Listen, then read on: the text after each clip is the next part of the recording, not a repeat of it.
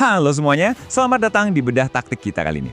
Jujur aja, saya antusias banget hari ini karena kita bakal ngebedah salah satu perombakan paling masif dan berani jelang Premier League musim 2026-27. Ya, kita bicara soal Fulham. Klub ini lagi dirombak total, mulai dari kursi manajer, gaya main, sampai filosofi rekrutmen.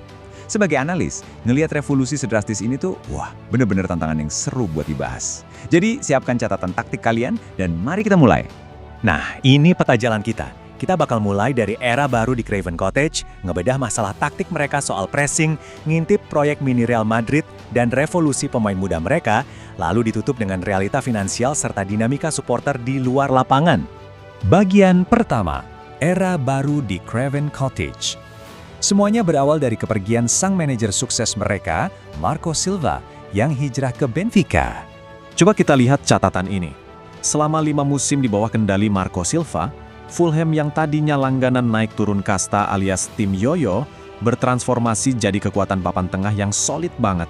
Peringkat 11 3 musim beruntun, turun sedikit ke posisi 13, lalu naik lagi ke posisi 10. Ini adalah bentuk stabilitas absolut, apalagi mereka juga mainin sepak bola yang sangat menghibur. Tapi, setiap manajer kan punya resepnya masing-masing.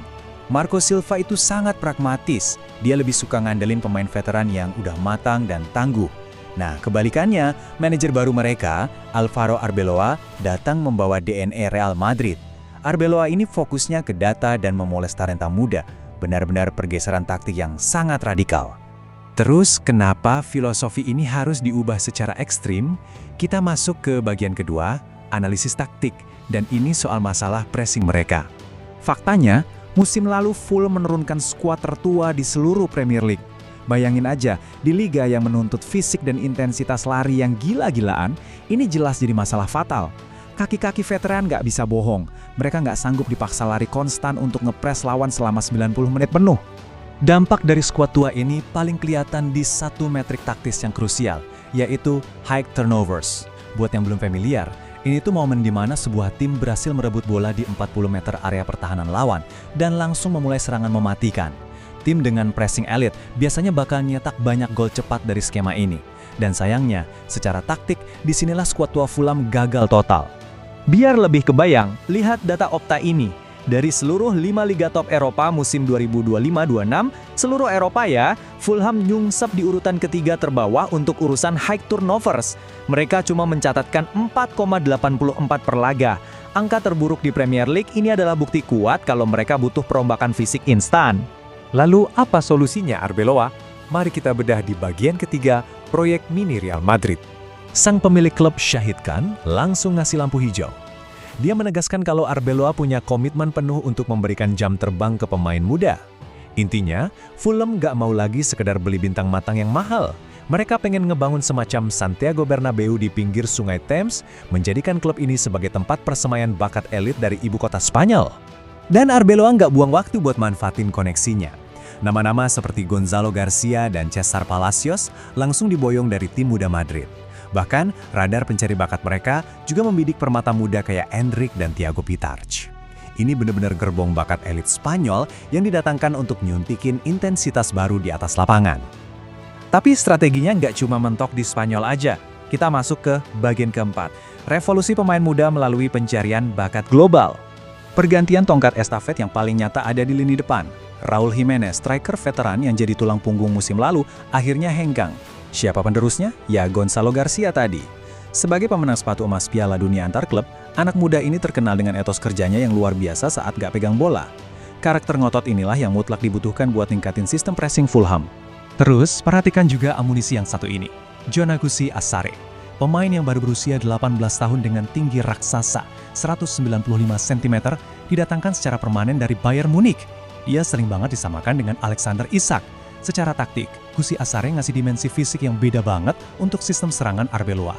Ini membuktikan kalau Fulham sekarang main pintar, menambang akademi dari klub-klub super Eropa untuk meremajakan skuad mereka.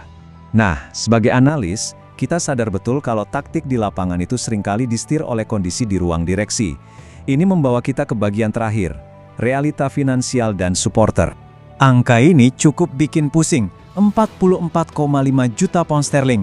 Itu adalah total kerugian sebelum pajak Fulham untuk musim 2024-25. Padahal keluarga Khan udah nyuntikin dana hampir 900 juta pound sterling sejauh ini.